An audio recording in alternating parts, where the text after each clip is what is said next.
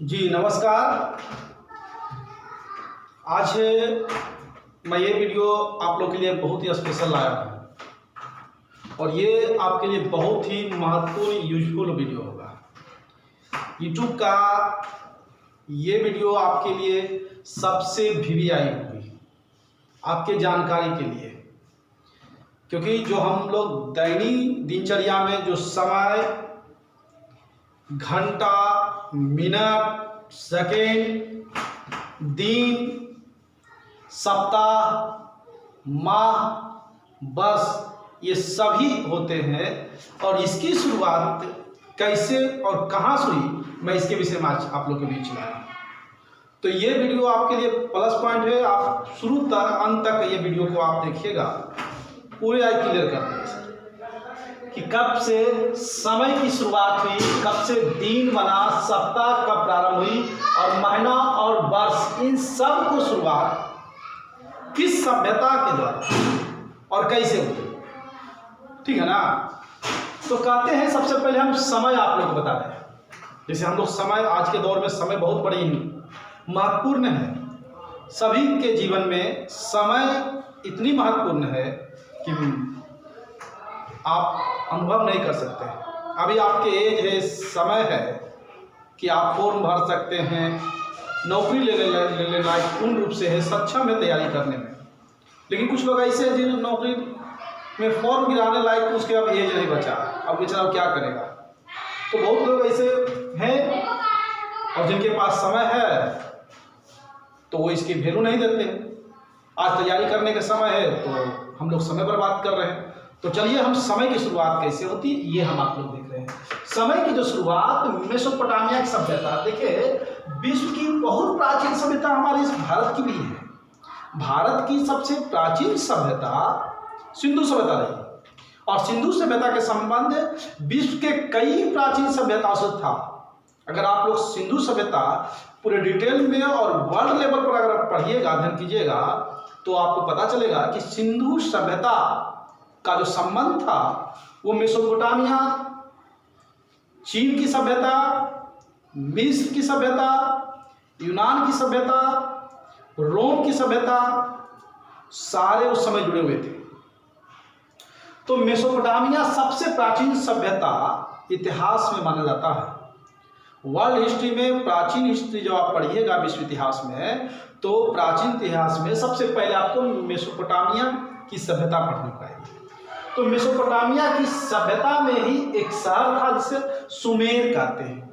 एक सुमेर नाम का एक शहर था। जिस तरह से सिंधु सभ्यता का सबसे बड़ा प्रमुख शहर हड़प्पा को मानते हैं, उसी समय मेसोपोटामिया की सुमेर सभ्यता, सुमेर शहर सबसे प्रमुख था, जिन्होंने सबसे पहले सुई की शुरुआत की। सुई जो होती है ना, दिशा सूचक सुई, उसकी शुरुआत की, जो एक घड़ी के रूप में इंगित होती थी, जो है घड़ी का आकार नहीं दी गई थी, एक सुई थी जो एक सिंगल इंगित होती ना। उस समय कह सकते हैं कि वैसे सुई जो समय के हर पल पल को इंगित करता था, एक ही सुई से उस समय ज्ञात थी।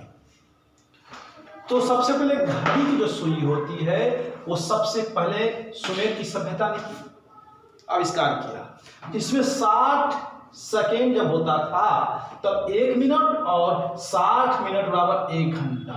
तो ये वीवीआई रखिएगा, आपकी जानकारी के लिए सबसे वीवीआई है कि मिनट, सेकेंड, घंटा, जो 60 सेकेंड, 1 मिनट, 60 मिनट, 1 घंटा, इसकी शुरुआत मेसोपोटामिया के सुमेर की सभ्यता ने किया। मेसोपोटामिया की सुमेर की सभ्यता ने किया। ठीक है, याद रहेगा। कहते हैं शुक्ल पक्ष, कृष्ण पक्ष की खोज भी सुमेर की सभ्यता की। प्रत्येक माह में कृष्ण पक्ष और शुक्ल पक्ष होते हैं। ये आपके लिए जानकारी बहुत महत्वपूर्ण है। शुक्ल पक्ष और कृष्ण पक्ष क्या है आप अध्ययन कीजिएगा, किसी अलग वीडियो में स्पष्ट इसके बनाकर आपको बता दूंगा।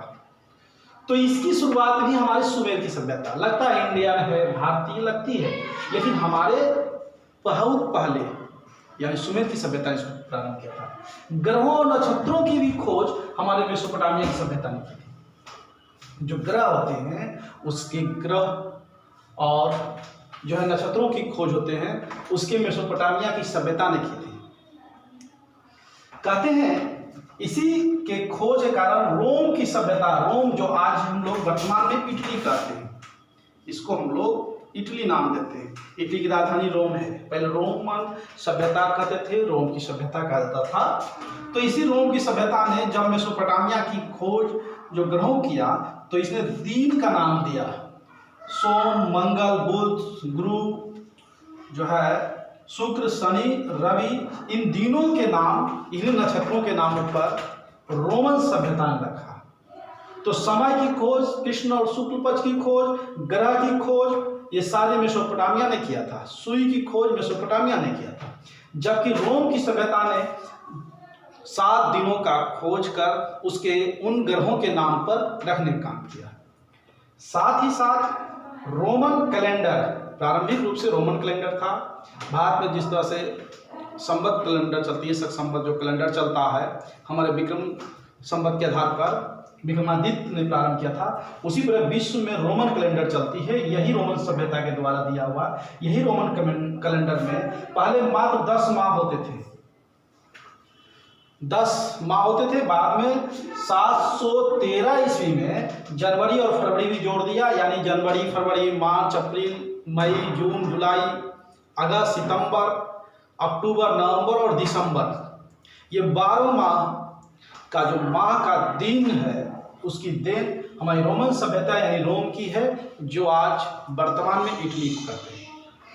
तो आपको याद होगा कि रोमन सभ्यता की देन जनवरी, फरवरी दिनों का नाम है, जबकि घड़ी, सुई और समय की देन मेसोपोटामिया की है। ठीक है, तो ये आप बात समझ गए, ये समझ गए। समय खत्म, दिन खत्म। सप्ताह अगर हम बात करेंगे तो मिस्र की सभ्यता में सबसे पहले 24 घंटा का एक दिन, 7 दिन का एक सप्ताह, 30 दिन का एक वर्ष शुरुआत किया। किसने? मिस्र की सभ्यता, जो 35,000 ईस्वी पूर्व माना जाता है। मेसोपोटामिया की सभ्यता 55,000 ईस्वी पूर्व माना जाता है। इसको 35,000 ईस्वी पूर्व, कहीं कहीं 3,000 से 3500 आ सकती है। रोमन सभ्यता कहते हैं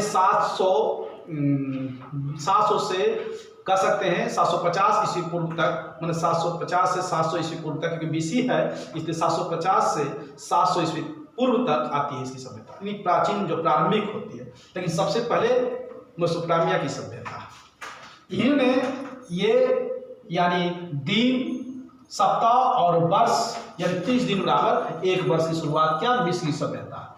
मिस्र की सभ्यता का ही देन है कि उन्होंने जल घड़ी और सूर्य घड़ी का भी प्रारंभ किया था। जल घड़ी और सूर्य घड़ी जो पूर्ण रूप से समुद्रों में आवाजाही, सूर्य के रोशनी के साथ हमारी जो घड़ियां चलती है वो निर्धारित किया।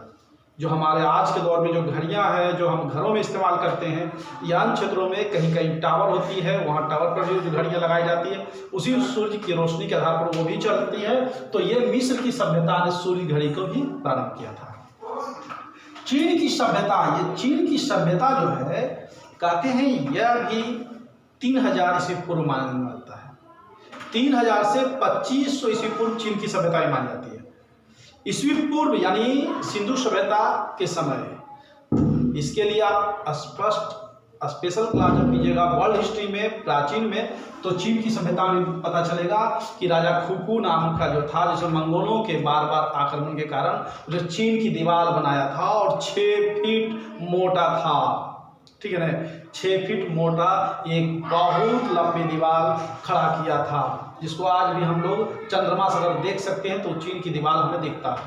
ठीक है ना, और चीन की दीवार अगर कह सकते हैं तो उसकी लंबाई तकरीबन कहीं कहीं आ जाती है आपको 3000, कहीं कहीं 3500 की लंबाई, 35,100 किलोमीटर के समथिंग आती है, सॉरी 1000 किलोमीटर की समथिंग।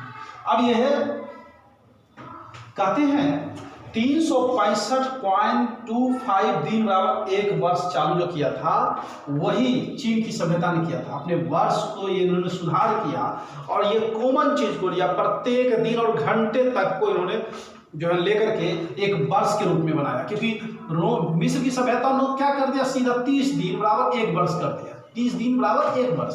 लेकिन ये क्या किए कि इन्होंने 365.25 दिन बराबर 1 वर्ष, यानी एक छोटी इकाई को भी इन्होंने गिनने का काम किया। इन्होंने ही कि क्या 52.6 सप्ताह बराबर 1 वर्ष बनाया। 52.6 मतलब 0.6 सप्ताह बराबर 1 वर्ष इन्होंने ही बनाने का काम किया। किसने? चीन की सभ्यता ने। तो आज के चीन की सभ्यता दिन से वर्ष बनाने का काम किया, सप्ताह से वर्ष बनाने का काम किया। मिस्र की सभ्यता सूर्य घड़ी का निर्माण किया, 24 घंटा 1 दिन, 7 दिन 1 सप्ताह, 30 दिन 1 वर्ष। तो ये कुछ महत्वपूर्ण जो था आपके लिए जानकारी के लिए जो हमने इस वीडियो में दिया हूँ। ठीक है, फिर मिलेंगे हम अगले वीडियो में। जय हिंद।